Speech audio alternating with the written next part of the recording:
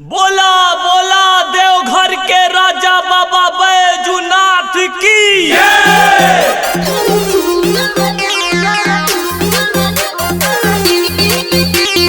Har Har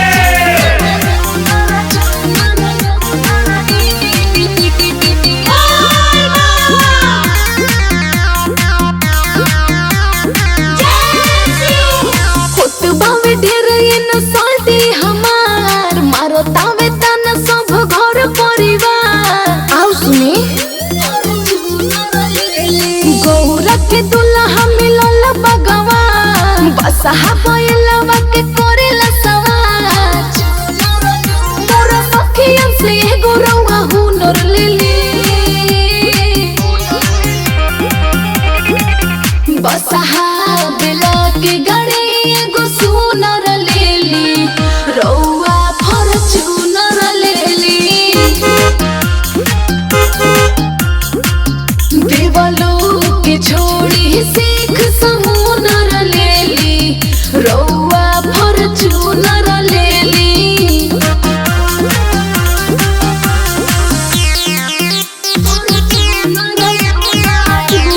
music by Prince पवन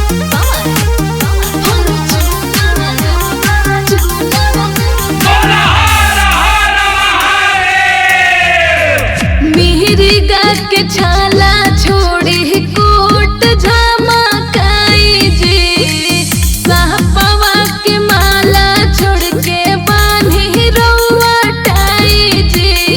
बांधी रउआ टाई जी भभूत भस्म लगाव रउआ छोड़ लीजी पिया पाउडर क्रीम से नता जोड़ लीजी लगे मेहंड सामू रउआ एगो मुनर लेली बसहाबला के गाड़ी एगो सुनर लेली रउआ फॉर्च्यूनर लेली देवलो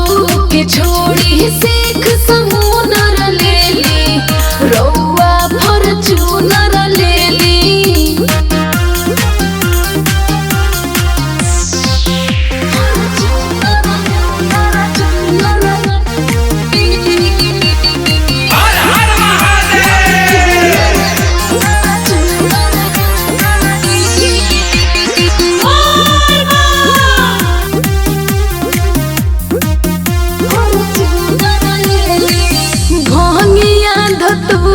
छोड़ के मेवा रउआ खाई जी डमरू बजावल छोड़ के रेडियो बजाई जी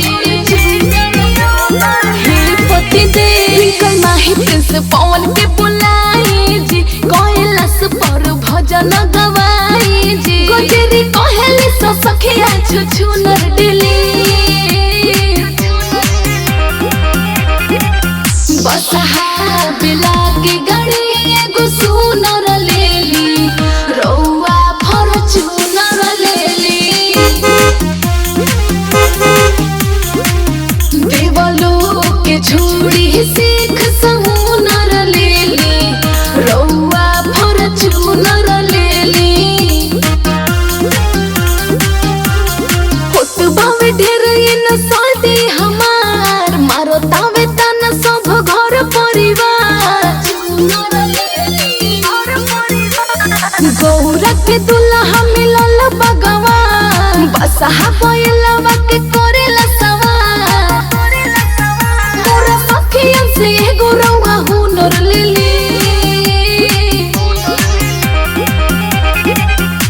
बसहाबला के गाड़ी एगो सुनर लेली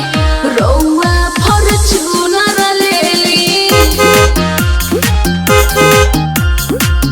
देवलो के छोड़ी सीख समुनर लेली रउआ फॉर्च्यूनर लेली